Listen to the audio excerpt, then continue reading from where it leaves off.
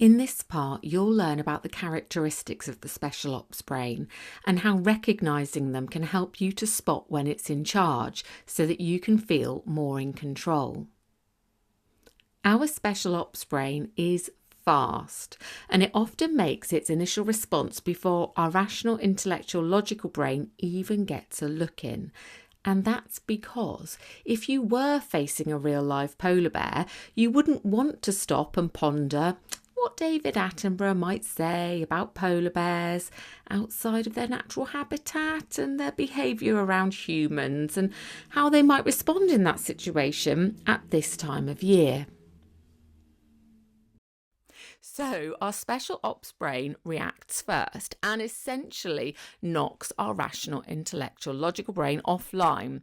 And it all happens in an instant before we really get to think about it.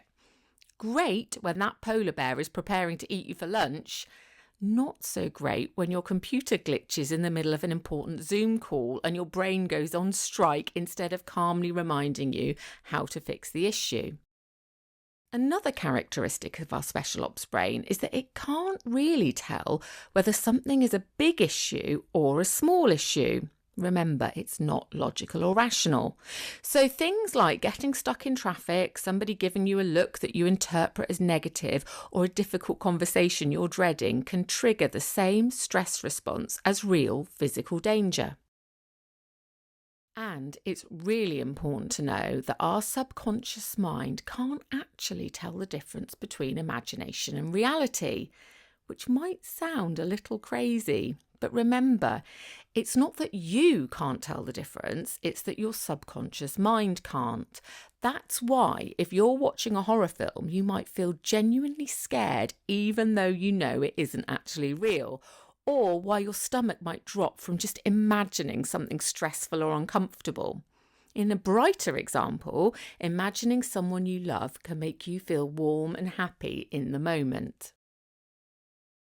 The fact that our special ops brain isn't very good at distinguishing between our imagination and the here and now also means that it isn't very good with tenses. It struggles to differentiate between the past, the present, and the future.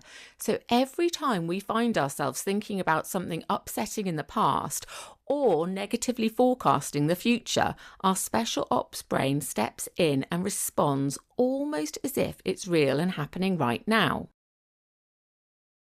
Our special ops brain really is just trying to protect us and keep us alive.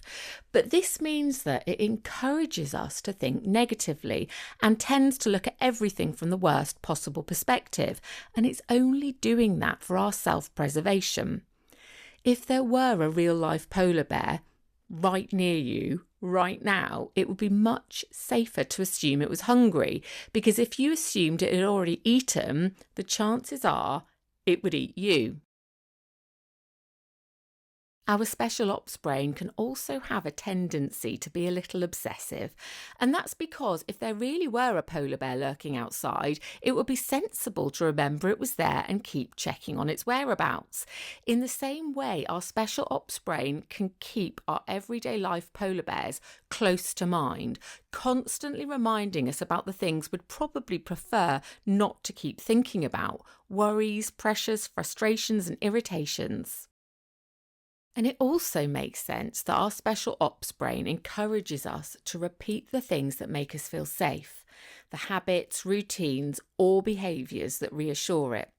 For some of us, that might be checking and triple checking that we've locked the door or turned the hob off. For others of us, it might be reaching for the biscuits. The special ops brain loves a good combo of carbs, sugar, and fat, perfect for giving us the energy to fight or run from polar bears. And sometimes it might be that we end up running through every possible terrible outcome in an attempt to prepare for every feasible and sometimes not so feasible disaster. Our special ops brain also encourages us to be vigilant, because if it detects danger, and remember, our special ops brain can't tell whether that danger is real or imagined, whether it affects us physically or on an emotional level, whether it's simply uncomfortable or frustrating, or whether it actually is life or death, it makes sense that we'll stay on high alert. So it's our special ops brain that's responsible for creating the thoughts, feelings, habits, and responses that we might prefer to experience less of.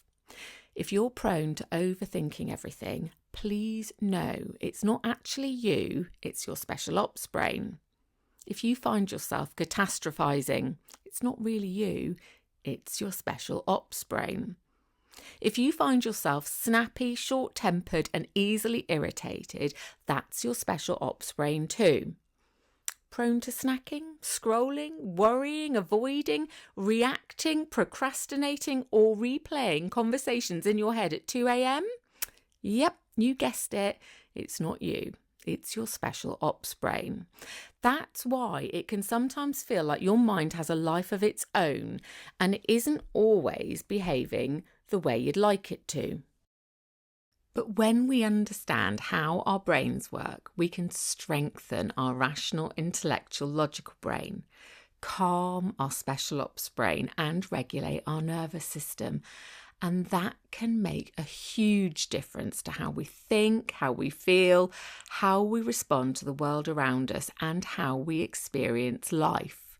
So, in the next part, let's take a closer look at the strategies our special ops brain uses to try to keep us safe, and how understanding them can help us to work with our brain rather than against it, so that we can design and influence our mindset in ways that allow us to get the most out of life. Because understanding what's going on in our minds really can change everything.